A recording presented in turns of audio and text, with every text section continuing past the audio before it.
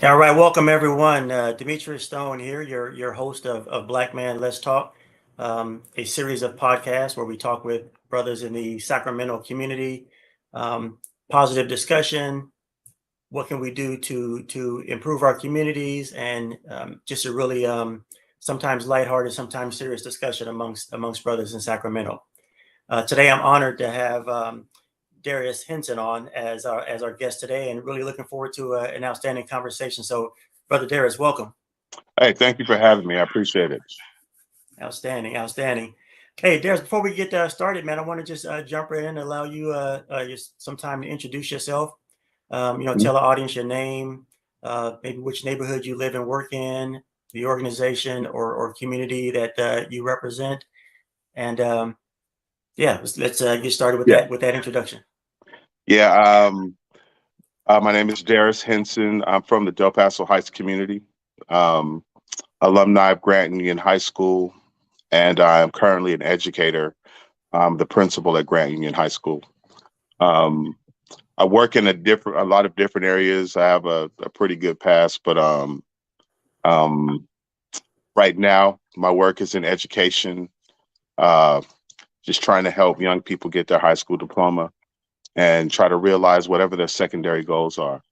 I also do work in the arts community and try to be as active as I possibly can with issues I'm passionate about, being Black, so try to make sure that I have my voice in there. I'm a strong supporter of the arts and culture and young people, everything. So it's all good. Definitely, I hear you're both a graduate as well as a current principal. So it sounds like that motto we hear, "Pacer for life," is definitely not just a motto, but something you live by. Yeah, my mentor is Larry Brown, who was a former principal at Grant Union High School and also an alumni. So the school is celebrating its 90th year in existence, and in that time, there have been 3 longstanding principals. Four. Those 4 are Mr. Malcasian, Larry Brown, myself, and Craig Murray. And I say that because Grant has had its most successful years when it has some leadership from the community at the helm of the school. Del Paso Heights, Strawberry Manors, the North area is a very close-knit community. We're trying to repair ourselves from just from historical things, but very tight-knit community. A lot of families come through that area and remain.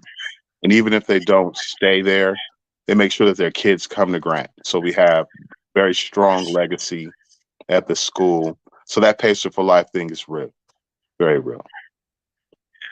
Outstanding, man. Love to hear that. You hear a lot from communities of color, Darris, about community pride and how the communities are so close knit, and oftentimes in the in triumph or tragedy, the communities come together. I was born and raised in Oak Park, grew up in Oak Park, went to Sacramento High School. And as close knit as Oak Park is in other communities, honestly, in my opinion, you rarely see that community pride, that giving back, that coming back, that staying connected with your community that you see in Del Paso Heights and around the Grant High School community. Can you tell me what it is that you think makes that community so close knit and so together and remaining tight and relative to other communities?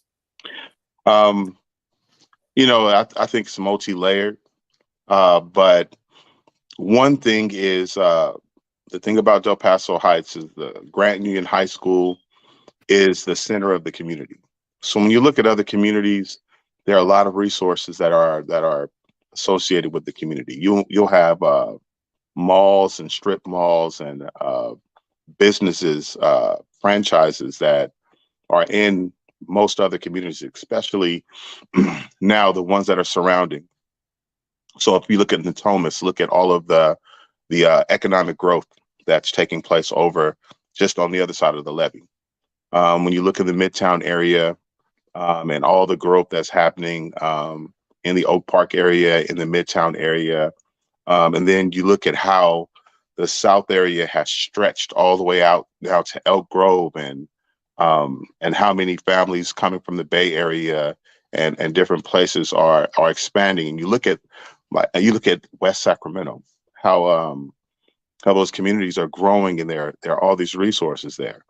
And then you come to Del Paso Heights, and if Grant Union High School is the center of the community, you can go 5 to 10 miles in any direction, and you're not going to find a major anything.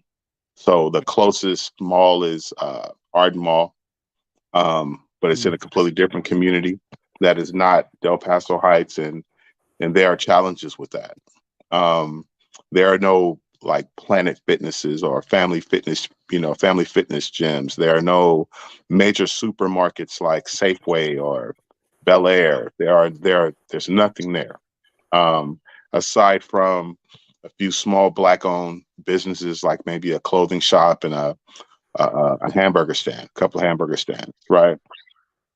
And so when you have a community that's deprived of resources like that, the people tend to use the school, because the school, high schools will have all the resources that a community needs.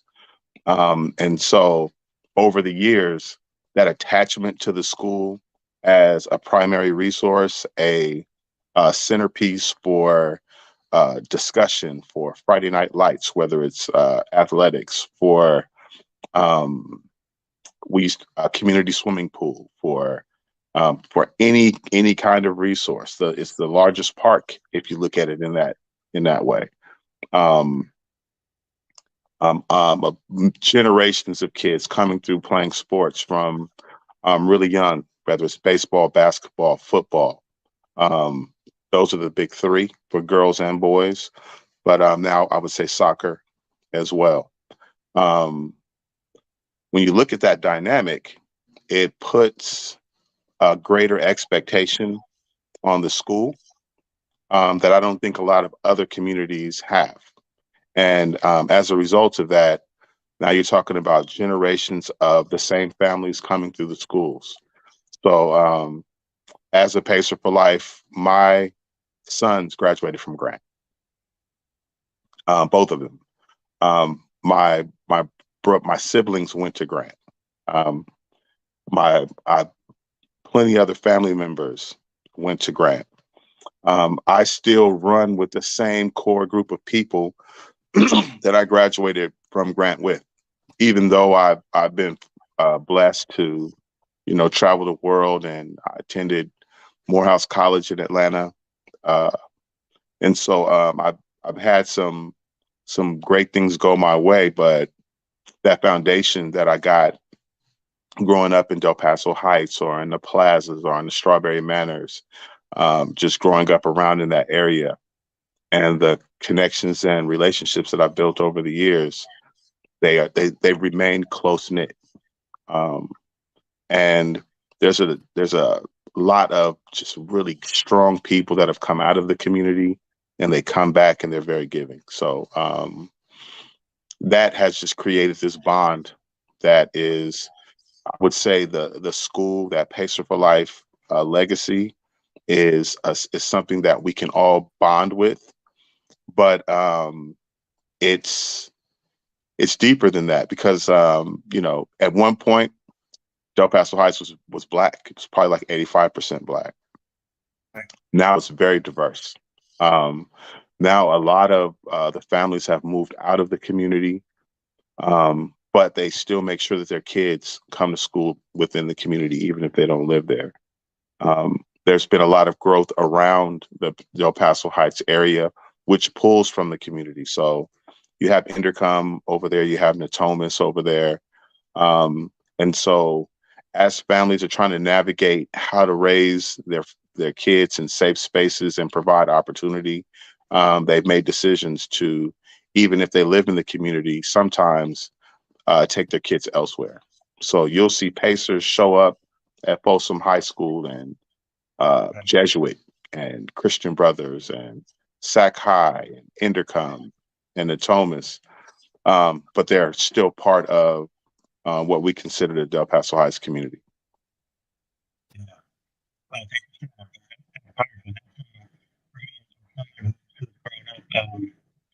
around in Sacramento and spent most of my life in Sacramento.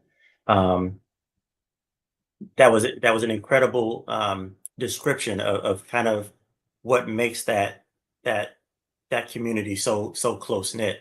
Things that we don't think about, the absence of resources, which draws everyone um, to that campus, is something many of us aren't aware of. We just think it's just a natural pride in the neighborhood and the community, which there is, but definitely more to that. So, man, I appreciate you sharing that. Yeah, no Appreciate that. problem. No problem. Tell me, you mentioned you went to Morehouse. Tell me, can you talk a little bit about not just why education is so important, but what do you feel that you gained from going to an HBCU, and what are maybe some things that young men, young boys of color, young girls of color as well should consider, or why they should consider an HBCU as opposed to a non-HBCU when considering higher education. Yeah, I try to explain to families all the time. I feel like I was just in a very blessed situation. So I'm born in 1970, and so that's 2 years after Dr. Martin Luther King is assassinated. Um, a few years after Malcolm X is assassinated. And when you look at that movement period and what was being fought for and what was being asked, um, I believe that my generation and the generations that came after are the real benefactors of what that fight was really about. So coming Mhm. up, we only talked about going to college. Of course, little boys have dreams of going to the NFL and the NBA and stuff like that. But that was all. College was a very huge part of that discussion. As we got older, a lot of families from Sacramento got here through the military. So the military was a centerpiece in terms of employment, in terms of bringing families from all over the U.S., but specifically in the South, like Georgia and Alabama and Texas and Louisiana, Mississippi. Um, and so coming up, I've always felt like we were those benefactors of what would be considered the dream. And and then coming up at Grant, where it was a predominantly Black school in the time period that I went there. Um, we had people like Alan Rowe, who started UCAN, which is an organization that specifically directs young Black boys and girls to HBCUs. So I'm on that first wave of kids that even discovered HBCUs, because we didn't have those discussions when I was in like elementary and middle school. But all of a sudden, I had a teacher named Miss James who was a Spelmanite, and she worked at Grant. And I took her for French. She was a French teacher, Southern Black woman, um, looked like she could have been Creole. Um, First day I met her, she told me I was the Morehouse man. I didn't know what that meant. But in those time periods, we had people like that in our community that made us aware of things like HBCU. So I had Black educators, had a Black principal. Um, we had Black police officers, the Brookins family, in our community. And so when you think about having those kinds of visual representations of self, strong Black men and Black women, um, when it started coming time for me to choose a college, and HBCU just made the most sense. Um, and when you get to an HBCU, you learn all of the things that the current public educational system in California, I'll say, deprives you, because you don't gain a strong knowledge of self in the educational system in California unless you're in, like, say, Oakland, where there is a strong um, Afrocentric presence that has a historical foundation to it, in certain places in Southern California. But other than that, there isn't a push to really explore Blackness and really feel where your roots are and where that comes from. So I encourage people, especially people of color, Black folks, but also Afro Latinas and Latinos, to explore the HBCU experience, because the first thing that you're going to learn is that you're not the descendant of a slave. You're the descendant of something much greater than what we were demeaned to. Um, you're the descendant of doctors and lawyers and architects and inventors, scientists and politicians, kings and warriors, and the first of everything. And that deep sense of cultural pride and that connection to Africa is something that our kids desperately need, because they don't get it every day. And there are a lot of adults who don't have that historical context. So, whereas we used to have elders that we could sit at the feet of and gain a tremendous amount of knowledge, we don't have that passing forth now. Now, our elders are giving kids in trauma, because the families are going through something and they can't support the kids. Um, Having things like McClellan Air Force Base no longer a resource for jobs and stuff like that, that changes the dynamics of an entire community. Um, Having resources pulled out of the community over decades, and then the crack era, it changes the community. So if we don't have this another foundation that we can refer our kids to, we get what we get. We get what we're getting, right? Um, and so, but I will say that because of organizations like UCAN and Dr. Rowe providing the HBCU college fairs and the exposure, sisters like Rolanda taking young ladies on trips into the South and exploring the HBCU experience, um, individuals who are taking on that original fight that we were exposed to as kids, and making sure that it's at the forefront for families today. It's those individual things that's kind of helping us along. But we have to change our mindset around what we offer as a people.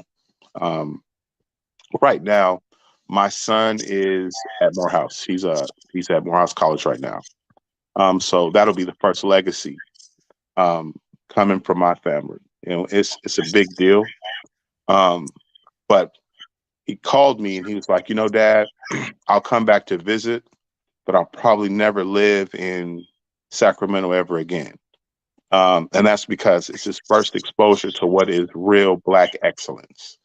Like, we can go to places, we can go to chocolate cities, and we can see Black people interact in the tens of thousands, and there not be ratchet behavior, there not be fights, there not be shootouts. Like, we're going to get these stories on the news because that's what they do. But when you're boots on the ground in these spaces where Black people have influence and control, we don't act the way that we act out here. Yeah. We are capable of presenting Black excellence. And I think that we have to get our kids out of these spaces that we're in right now, let Yeah. them explore what Black excellence looks like so they can come back. And then we can have the next Daryl Roberts. We can have the next Rolanda Wilkins. We can have the next, Merv Brookins. We can have the next and the next Dimitrius Stone. But we don't get that if we don't send our kids to those spaces. So I definitely encourage Black families to consider HBCUs. It's very important. Yeah. And there was something so much in there that we can probably unpack in a 2 or 3 hour show. I think one thing you mentioned, man, it that really struck me a couple of things. One was just some of the shared experiences we had. We were born around the same time. I was born in late '69, so we were obviously born within a year of each other. Uh, Um, and the things that you mentioned, my family, my mom's side of the family came from Tennessee. My dad's side of the family came from Mississippi. They met. My grandfather was in the Civil Air Corps, and he brought his family here. He was working at Mayfair or McClellan. I couldn't remember, yeah, um, which is where as you mentioned, one of the reasons why so many families migrated west. Um, the crack epidemic. We grew up around the same time. Took a lot of my family members succumbed to that. Um, See, so many nuggets in there. One thing that you mentioned, well, a couple things you mentioned that I want to touch on is getting our youth, our children, exposed to new things. Um, I was fortunate in that I was able to travel. I didn't know what options were available to me after graduating from Sakai. I ended up joining the military. A lot of great experiences, a lot of not so great experiences being put in an environment with mostly white men. yeah, Um, but I learned so much. Um, one thing I heard that still sticks with me today that you mentioned is one of the best things that you can get your child as a gift as a black parent is a passport. ooh, Um, man, Getting them into um, one of the things I remember traveling to the Middle East when we were during the Persian Gulf War. We were in either United Arab Emirates or Dubai. I can't remember, but I remember went into a cafe and these two African gentlemen owned the cafe and yeah, they called a couple of us brothers over. So seeing things like these two brothers owning this really upscale cafe in the Middle East is powerful. It's yeah, something that it opens up all these other options and ideas. And man, there's so much out here outside of Sacramento for me. yeah. Um, it gives you hope. It's Um, important. Um, yeah, and sometimes I just think we underestimate the sheer power of what it is to be Black on a global scale. Um, yeah, I tell people when I have an opportunity that Nigeria alone in the next 10 years will have the same population of people as the United States of America. So if there mm, are 250 million uh, people in the United States of America, in the next 10 years, there will be 250 million Black people just in Nigeria. And because of how we're indoctrinated to look at Africa and see ourselves on a global scale, we can't even imagine that. So, and because we don't control our messages, we don't control media, we don't control the images and the information that we receive, we think Africa is this small place full of potbelly kids with flies flying around them. yeah, When really, when you go there and you see that they are so much further ahead than us, right, and we have whole armies at our disposal. We yeah, spend our own money with our people on the paper. We have banks, we have militaries, we have everything on the continent, and we're just not exposed to it. And it wasn't until I got a passport that I really saw that for myself. I'd heard stories, but it's different when you're sitting there, right? right, When a Black owner, you're in another country, they speak 3 and 4 languages, yeah, including their own. right, Um, they don't even have the concept of not owning, right? Right. It's something that we definitely have to do a better job of exposing our young people to. Yeah. Yeah. Oh man, you're so right. It's moving. It's Yeah, moving for sure. it is. You mentioned an experience you had in high school. One of your teachers encouraged you to take friends and identified you as a Morehouse man. One thing that I remember, Darius, growing up, went to Red Heart Elementary School in Sacramento, on to Cal Middle School, and then Sac High. During my 12, 13 years, if you count kindergarten, 13 years of education, I remember having one black male as a teacher. I probably Right. had one or two black female teachers, but I remember having one black male teacher in the sixth grade. I don't remember, I remember very few of my teachers' names. I do remember the one black male teacher. It was Mr. Donald Hare. As a matter Mhm. of fact, I think his son, Donald Jr., played ball for a while at Sac State. But I remember that teacher, and I remember his face to this day very well. Obviously, as we know, representation matters.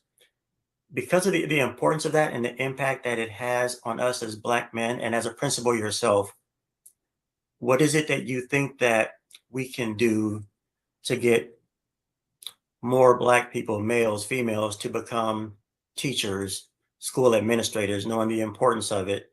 Um, can you talk a little bit about what that challenge is like, and maybe what are some things that we can do to steer people into that, people who look like us, into that career path?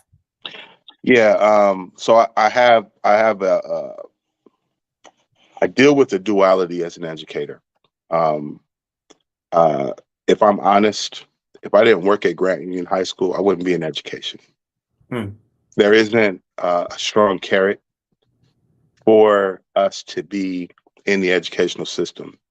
Hmm. That's mainly because we um, we don't exist in the educational system, other Hmm. than the identification that we were slaves. We don't exist.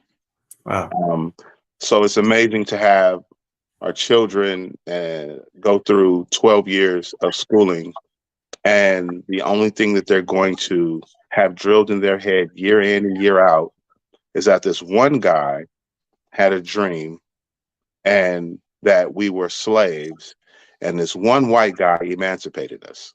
Like, that is the gist of what we learn about being Black in the educational system. So Hmm. it's hard to convince somebody that going into a system that so tragically does that to our kids is something that is of value, right? Um, so I'll say that because I believe that's true.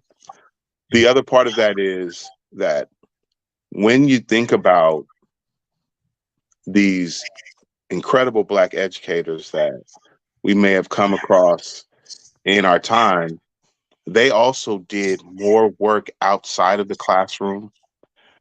Uh, and it's really, that's where they engaged us. Hmm. So they had this content that they were paid to teach, but they literally just use that as an opportunity to come and get on campus and do things like coach, or like start a BSU, or start a drum line, or teach some kind of skill. And it's there that those relationships form. It wasn't necessarily through the content or through what was happening at the school. It was that outside influence that they offered, that sneak peek at the world before young people got there. And so when I encourage people to become a part of the educational system, it's usually as an independent. Um, I do believe in education. Um, I do know that you have to have your credentials supported, right? I do know that we need Black principals and vice principals and directors and superintendents and stuff like that. But if we're talking about how to best impact our kids, um, it's having like an IYT or a Roberts Family Development Center or Brother to Brother, or it's really having those outside agencies that come into the schools and provide a different layer of education specifically to our kids, and being unapologetically um, clear that we're here to serve this population of kids. Because if we don't do that, and it becomes just this multicultural way of looking at things, our kids are not going to benefit from that. Yeah. As a matter of fact, we ask our kids to shrink in education, and what I mean by that is, I had a conversation with, um, won't say a name, but I had a conversation about a push to get more African American students to learn Spanish, right? And that conversation was like all of the opportunities that exist that are available for um, kids when they learn another language. Like I took French, like learning Spanish, like learning Chinese, or like learning whatever. And then they'll say, like, you can do business with the world, and you can do this and you can do that. But what does that mean when our kids are boots on the ground trying to navigate in these communities that don't necessarily value what we bring to the table, other than the service of it? So that's what I mean by asking our kids to shrink, because we learn these other cultures, we learn these other languages so that we can shrink and fit within the progress and the structure of those communities. When conversely, we come from a continent that have more than 200 languages, right? That was ripped from us, and without any intent of ever helping us regain what we lost from a cultural standpoint. The ability to communicate in language is one of the most powerful business tools that you will see around the world. It's how we can get cut out of business on so many different levels, because we can't communicate with each other in an authentic, genuine way. But when you see other people come and set up shop in our communities, they can operate within our communities and never even have to speak to us other than to take our money. And I'm not pointing the finger, or I'm not hating or whatever, but um, if we looked at that and we started having conversations like regaining our language um, from a young age and exposing ourselves to authentic, what it means to be authentically Black, um, that changes our dynamic. So it's difficult for me to say, come into this system and let's just do more of the same, because it just doesn't benefit our kids. It's easier for me to say, know what this system is, create a program, create a movement, create something that you can attach to the current system so that we can get our kids in a different trajectory. And whether it's, trying to get them to HBCU, trying to regain our historical value, even trying to regain our language. But we have to do things that are counter to what they're getting in the classroom every day, because it's not a reflection of them. And that's why our kids really struggle with academic achievement. It's like, you're asking me to sit in here all day, and all of the things that make me unique in who I am are the things that you tell me aren't good. So shut up and be quiet. Like that's not what it means to be Black, where we come from an oral tradition. We have written language. We were the first to have it, but we speak. We're communicators. And so when you shut kids down and put them in this box, um, it doesn't fit. And then it's like pulling teeth trying to get you to educate, because it's like, I don't want to, y'all talk back too much. You don't listen. You don't this, you don't that, and then, with our trauma that we've had in our community, it is difficult to educate our kids. So we definitely need people to come from the outside into the school system, pull our kids out, give them what they need, but send them back in there with the understanding that you're in here to learn this system, get through this system, so that you can get to where the education matters most. And I would say that's at an HBCU. That's starting a Black-owned business. That's learning financial literacy and economic development. That's taking control of our athletic industry that we completely dominate, but we don't own. It's all of those things, right?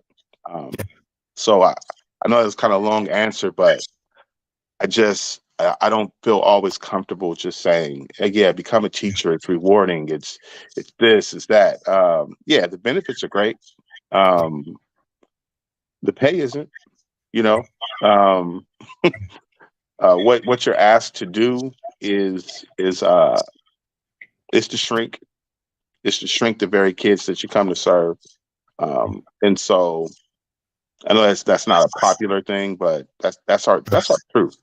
And I don't think we say it enough. What we say is, you better go to school and you better get your books and you better learn this and you better listen to that teacher. And, that teacher doesn't even know where the hell you're coming from, and they don't care.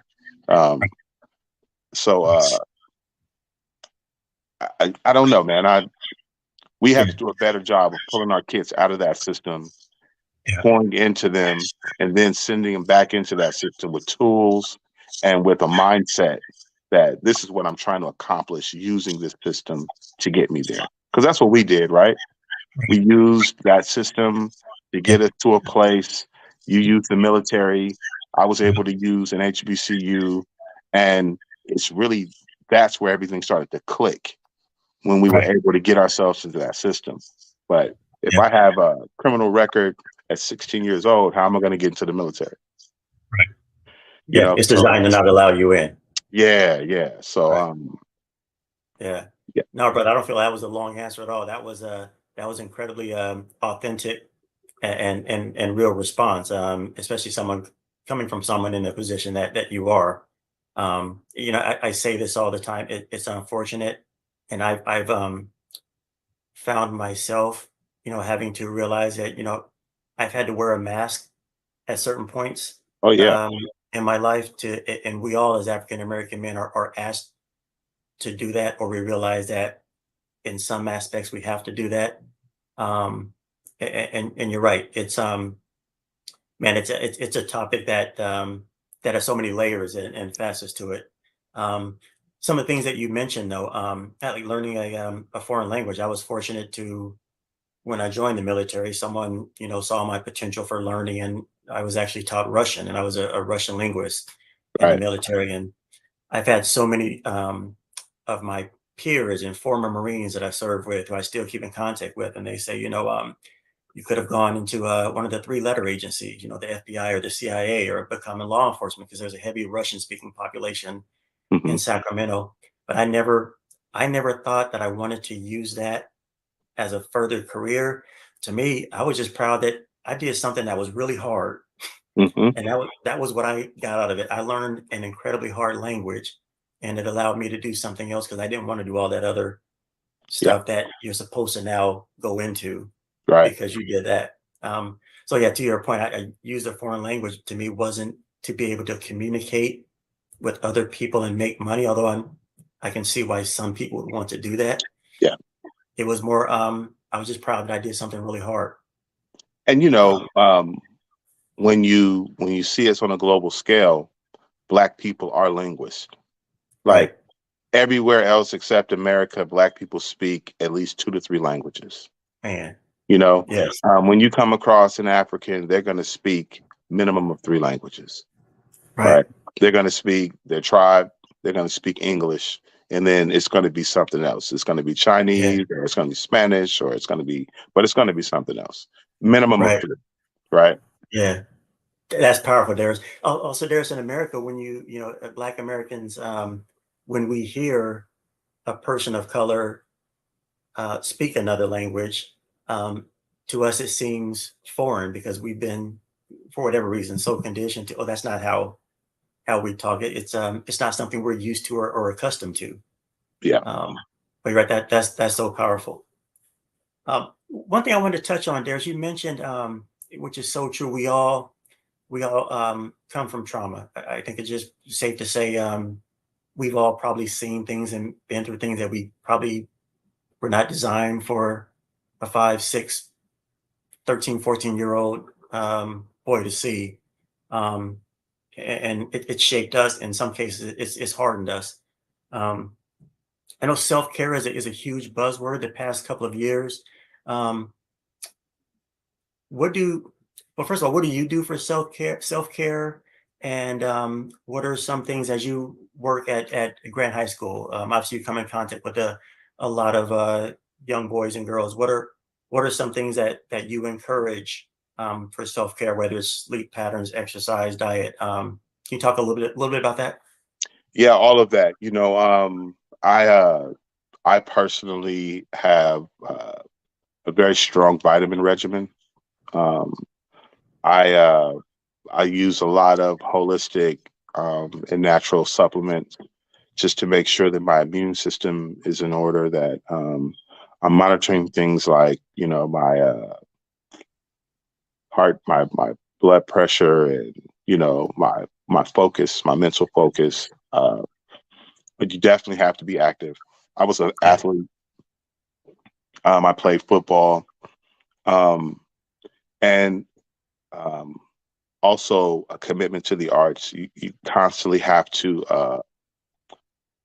push yourself to critically think about how we see things that are in front of us, and being able to. It's not necessarily I'm able to do it in a more abstract way, but we have to have an opinion and a narrative about the things that we're seeing. So, uh, and we have to talk to each other. We have to share our experiences in health, in mental wellness, and our regimens that we use. Because what you don't know, you just don't know. So, I had a dear friend when I turned 40 was like, "Man, do you take vitamins?" Just like a real simple conversation. Like, do you take vitamins? And I was like, "I don't. I don't." He was like, "Man, you should take at least one multivitamin every day at the minimum." But now the holistic medicine field has gone to a place to where you can truly address a lot of health health conditions without having to take the big pharma synthetic drug movement, and being aware of what that can do, um, is conversations that we need to have with young people. We used to have that nutrition chart when you were a kid, and how unhealthy that is. Like when you look at nutrition for like breakfast and stuff like that, we have to redefine what nutrition is for Black folks. Like, we know that we come from a slave diet. We know that we shouldn't be eating pork. If we are, we know that it should be in moderation. We know Yeah. that we got to take a lot of that salt out of our food. Like, we know these things. We know that dairy products can be challenging. Yeah. Um, and we have to have those conversations. And there's so many people, Black folks, out there that are sharing healthy recipes that don't compromise, the quality and the seasoning of our food, because that's big to us, right? Huge. That's Um, huge. we are having conversations around, growing, becoming more agriculturally adept and growing our own food, and Yeah. but it's really bringing more people in that discussion, and really just talking, is communicating. It's using platforms like this Yeah. to talk about mental health, because it's amazing how many people are dealing with mental health issues that I just don't remember it being like that when I was a kid. Like I don't remember autism as Right. a kid. I don't No. I don't I know that we have dark histories in our communities that leftover trauma from slavery and from our history, but I don't ever remember it being so prevalent in our kids. Um, just in terms of gender identity, depression, anxiety, bipolarism, um, anger, um, violent anger, rage, even. Um, I I know it was there. I'm not oblivious to that. I Right. think the crack epidemic definitely exposed that, Yep. that level of trauma to a different degree. But where it is right now, we have to spend some real time with our community dealing with mental health.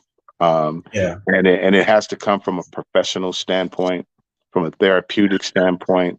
It has to be consistent. And Yeah. because it's just a completely different time. So the kinds of Yeah. things that I see on a daily basis with kids, you can see what's happening at home by how the kids show up um, Yeah. at school. And it is at crisis level in our community. And Yeah. it's not a ghetto thing. Right. It's a black thing. Right. And we have the resources to deal with it. There are enough educated black people who have the expertise for us to solve the problems in our community. What we don't have is the platforms and the organization that puts people in place to do this work. And and it's in those areas, and it's not like this monolithic thing. It's mental health, it's physical health, it's spiritual health. Those three, and also I would say political health as well. But definitely mental, physical, and spiritual health have to become primary concerns for us. Yeah.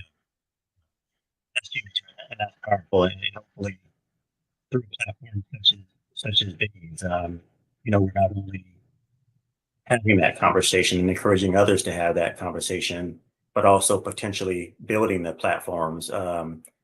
It's you and I and all the gentlemen that you mentioned, your Mervyn Brookins, your Daryl Roberts, continuing that dialogue and maybe coming together to create that platform. But I think you're spot on. Whether it's the crack epidemic, whether it's social media, what I see a lot of it is kids are self-diagnosing because they have these supercomputers in their pockets and in their hands, and they're reading, I feel this way, or I feel, oh, that's me. Oh, so I'm bipolar then, or I have depression, or I should be identifying as this. Um, it's that incredible easy access to information and misinformation.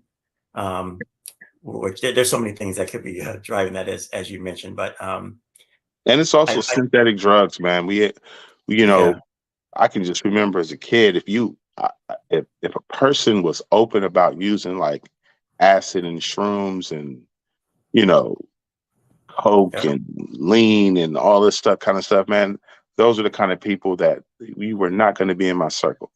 nope, Period. nope, yeah, Now, people are drawn to that because right, in addition to these mental health challenges, they're using these synthetic drugs and these different things to suppress and to diagnose and treat.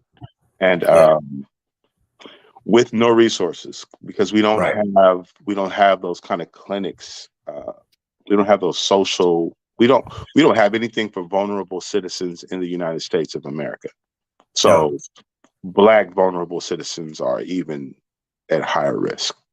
yeah, yeah. Oh, you're absolutely right. That's yeah, very insightful, very insightful. Hey, Darius, before I let you go, I mean, it's been a great conversation. As I said, we could probably talk for a couple of hours. Um, you mentioned about the the number of principals at Grant High School. I think you mentioned in the 90 years there've only been three or four principals, which to me is From the amazing community. from Um, the community. yeah, My yeah, yeah. apologies. The My the apologies. school is most successful when it has leadership from the community. So Okay. so the longest standing the oldest principal, white guy named Mr. Malcasian. But Mr. Mhm. Malcasian brought Larry Brown in. Larry Brown was his Mhm. vice principal, and then Larry Brown went on to become principal of Grand Union High School. And Okay. he was principal for more than 15 years, off and on Yeah. at Grant. Wow. Yeah. Thank you for clarifying that for Yeah, me. Appreciate it.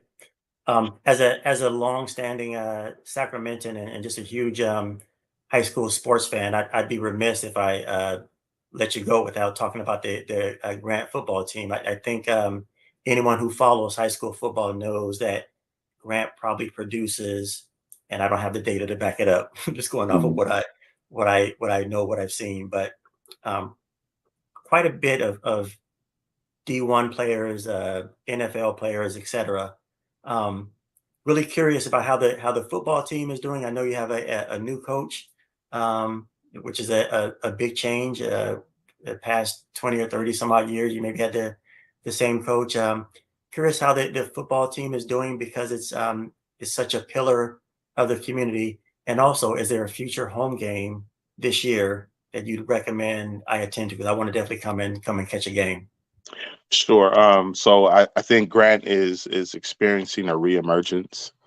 I believe every football program in Sacramento has gone through what we went through, especially the last 3 years, in terms of not having the success that people are used to.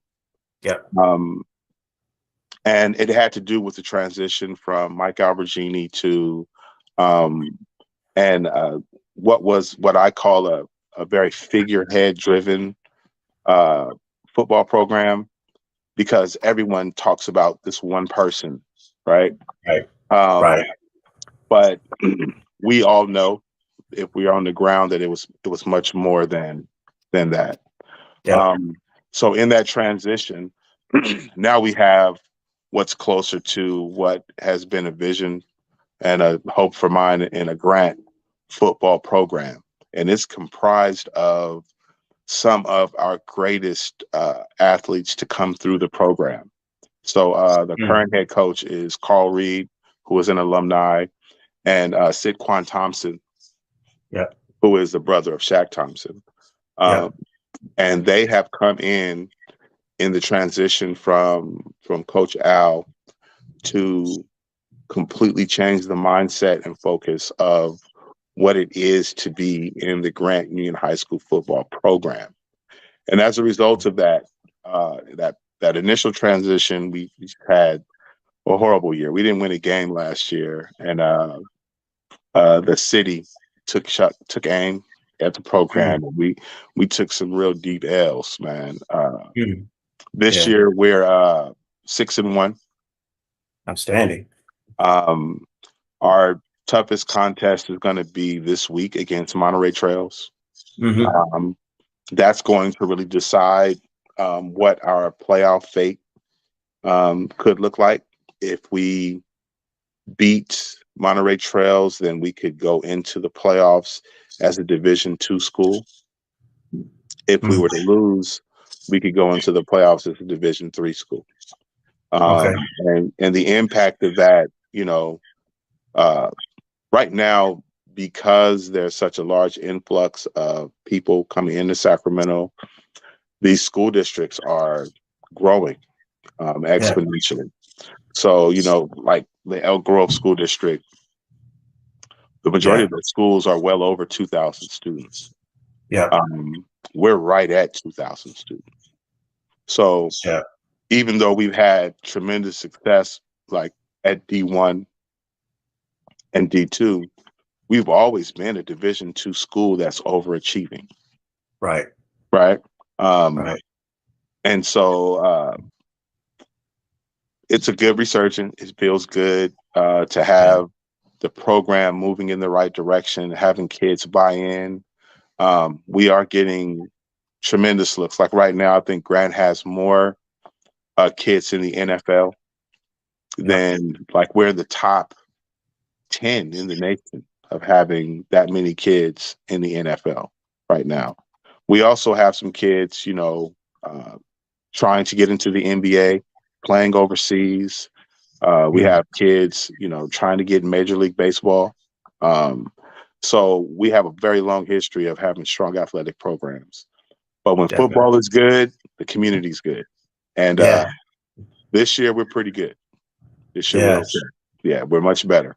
Much better. Outstanding. That's good to hear. Yeah, as a fellow, or I'm sorry, not as a fellow, but as a alumni of Sac High, I can definitely relate. There was that '60s and '70s period where Sac High was a powerhouse, and then during the time you and I were in high school, I know at one point we had a 28 game losing streak, which was 2 or 3 years of 0-10. Hmm. And since the past 10 years or so, that program has seen a resurgence as well. So to your point, you're right. Enrollment changes, dynamics, community changes. That's just a natural ebb and flow. I'm super happy to see Grant High School having that resurgence because for me, high school in this region is more fun when you have one of the schools that is Yeah. primarily made up of young boys of color that is also playing at a competitive level. So great to hear that. I'm definitely going to try and see a game before this year is over. Yeah, I would. This Friday we play Monterey Trails. I think that's gonna be a good contest. That'll be a big game. Outstanding. Yep, and it's Um, always fun to see the just the community show up at Grant High School with the drum line. That yeah, is one of the most. I try to see a few games every year, and that is one of the more electric home crowds and environments on Friday nights. yeah, So we definitely try to recreate the HBCU atmosphere yeah, with the drum line and the pacerettes and just the whole culture. Um, and it does feel good when we're in there and everybody's there to support kids and represent the community. I do just want to put it out there. There are a lot of Pacers all over Sacramento. And I just encourage you all. Grant is a safe school. yeah, We have a lot of great programs to offer kids. We have a lot of strong supports at the school. We have 4 academies. People don't know that. We have a criminal mm, justice academy that's ranked um, within the state of California's top tier academy. We have environmental science. We have health sports, and we have the Arts Academy. We have Avid. We have dual enrollment, so that you can take college courses while you're in high school. We have Avid. We have JROTC. We have AP. We have very diverse advanced placement course offerings. So it's not this ghetto school where you could find yourself in this conundrum of lacking opportunity. We actually offer a lot. And what we need is those parents that are taking their kids to these schools thinking that um, for some reason that they're going to be able to serve their kids better. I would say nobody has done more for Black and Brown and Asian students in the city of Sacramento than Grant Union High School. You can look at our graduations every year. It is 100% kids of color. And we're sending kids off to great schools. Um, and we're really helping kids realize what they want to see in the future. So it's important yeah, that we have good families bringing good kids into our environment so that we can just continue that Pacer legacy. And they're out there. mm, So you Pacers come home. that's right. Yeah, appreciate you sharing that. There. And it's something it's an organization that has programming at your school. I've only had the opportunity to visit with our program manager there once or twice. I can absolutely say that Grant High School had some of the most resilient, creative, intelligent young brothers on campus, and the enthusiasm there for not only our program, but many of the other programs, and just the school pride is something that I don't see being replicated at a lot of other campuses. So I appreciate you sharing that. Yeah, Um, thank you. Darris, with that, Um, man. Oh, sorry, go ahead. I also want to just shout out our poly community too. It's good to have our poly community back on campus too. Yep. Yep. Appreciate that. Darris, man, it was a pleasure getting to know you and to chat with you. And I really look forward to spending more time on the campus at Grant when I can, and to hopefully stopping in and seeing you and spending some time chatting in person. All right. All right. It It was a was a pleasure. pleasure talking to you today, man. I appreciate you inviting me on your platform. Feel free to call on me anytime. Sure will. Likewise. Thanks so much, my brother. Take care. Okay. All right. Take it easy, man. Bye bye.